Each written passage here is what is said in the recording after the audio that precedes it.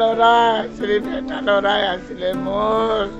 মই ল'ৰা হ'ল বুলি মই ল'ৰাৰ কাষ লৈ কিনে মই বহিছিলোঁ আজি ল'ৰাটো ভগৱানে কাঢ়ি লৈ গ'লে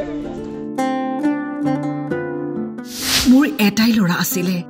তাকো কাঢ়ি নিলে মই কি চাই জীয়াই থাকিম মই এতিয়া কি চাই কিনে জীয়াই থাকিম মই তাক পুহিলে কি হ'ব লাগে মোক বহুত মৰম কৰিছিলে মোৰ ল'ৰাই বহুত মৰম কৰিছিলে মই তাক পুহিছিলোঁ কাম কৰি কিনে খাব নিবিচাৰে মই পুহিছিলোঁ তাক পুত্ৰৰ শোকত আউলি বাউলি মাতৃয়ে হিয়াথা কৰি কান্দিছে বাবা মোক কোনে চাব 10টা ভিতৰত খাই এক কৰি দিছিলে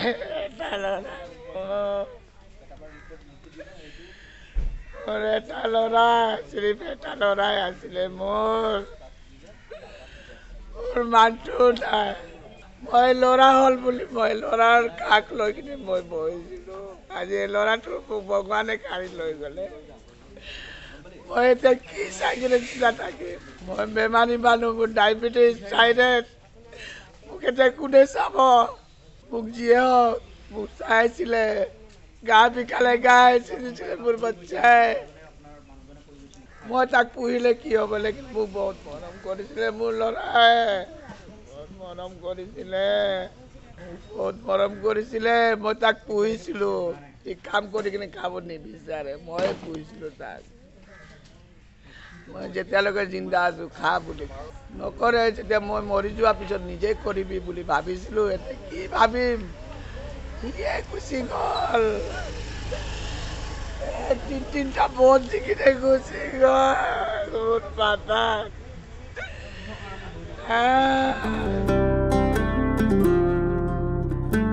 ডিব্ৰুগড়ত এডল উদন্ত যুৱকে মৰিয়াই হত্যা কৰিলে এজন যুৱকক ডিব্ৰুগড়ৰ আলুবাৰীত সংঘটিত হয় এই ঘটনা মৃত যুৱকজনৰ নাম তমলু সোণাৰ বয়স মাত্ৰ 24 বছৰ দীপজ্যোতি ৰাজবংশী নামৰ যুৱক এজনে পুৰণি আশেষ পুৰাবলৈ লগত 12 জনকৈ যুৱকক লৈ আলুবাৰীত গণপ্ৰহাৰ কৰাৰ অভিযোগ তমলু সোণাৰক অসম মেডিকেল কলেজলৈ নিয়া হৈছিল যদিও বৃহস্পতিবাৰে পুৱা মৃত্যুক সাৱটি লৈ যুৱকজনে মানুহজন খাই বৈ কামলৈ ওলাই গৈছিলে তেতিয়া আপোনাৰ টুকটুক চলাই আছিলে টুকটুক এৰি মেলি আপোনাৰ এক্সে গুদামত তাৰ ককায়েক কাম কৰে সেইফালে গৈ আছিলে কামত তেতিয়া দীপজ্যোতি ৰাজবংশী বোলা ল'ৰাজন আৰু তাৰ লগত আৰু 11জন ল'ৰা আছিলে এইটো আলুবাৰীত মদৰ দোকানৰ ভিতৰত সোমাই মেলি মোৰ মানুহটোক আঘাত কৰি মাৰি পেলাইছে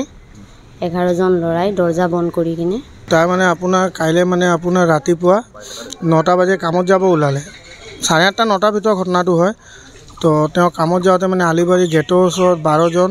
তেওঁক ধৰি কেনে তাৰপিছত মাৰপিট লাগিলে তাক মাৰপিট লগাৰ পাছত তাত মাৰি কেনে তাৰপিছত তাক লাটে ঘুচাই যি পাইছে এইটো দিয়ে মাৰিছে আৰু মাৰি দিয়াৰ পাছত তেওঁ যেনে তেনে আৰু ঘৰ আহি কেনে ঘৰত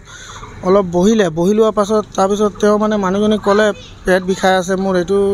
থাকিব পৰা নাই আৰু তাৰপাছত তেওঁক মেডিকেল লৈ গ'ল কেজুৱেলিটিত লৈ যোৱাৰ পাছত তাৰ ট্ৰিটমেণ্ট কৰিছে ট্ৰিটমেণ্ট কৰাৰ পাছত তেওঁক ৰাতি 10:30 মান বাজে তেওঁক লৈ গৈ কেনে আপোনাৰ চাৰ্জাৰী ৱাৰ্ডত ভৰ্তি কৰা হ'ল ভৰ্তি কৰাৰ পাছত ৰাতিপুৱা অ'টি কৰিম বুলি ক'লে কিন্তু অ'টিটোতো নহ'লে বাৰু তেওঁ ৰাতিপুৱা 4টা বাজে তেওঁ মানে ঢুকালে মই বৰবাৰী আৰক্ষী থানাক ইমানে আৰু কওঁ আৰু মানে মোৰ মানে আশা থাকিল আৰু আহ্বান থাকিল এই মদৰ আড্ডাটো মানে তাত মানে খুব শীঘ্ৰে বন্ধ কৰিব লাগে কেলে মেডিকেল এখন ইমান ধুনীয়া জায়গাত আপোনাৰ কিনাৰত এখন যদি মদৰ আড্ডা হয় তেওঁ মদৰ আড্ডা হ'লে বহুত পেচেণ্ট আছে তেওঁ গৈকে যোনটো পইচা মেডিচিনত খৰচা কৰিব লাগে তেওঁ টেনশ্যনত মানে তেওঁ তাত মদত খৰচা কৰি দিয়ে আপোনাৰ এইটোতো মই সৰুৰ পৰাই মই চাই আহিছোঁ মানে মই যেতিয়াৰ পৰা মানে আপোনাৰ আজি 10-12 বছৰৰ পৰা মানে চলি আছে এনেকৈ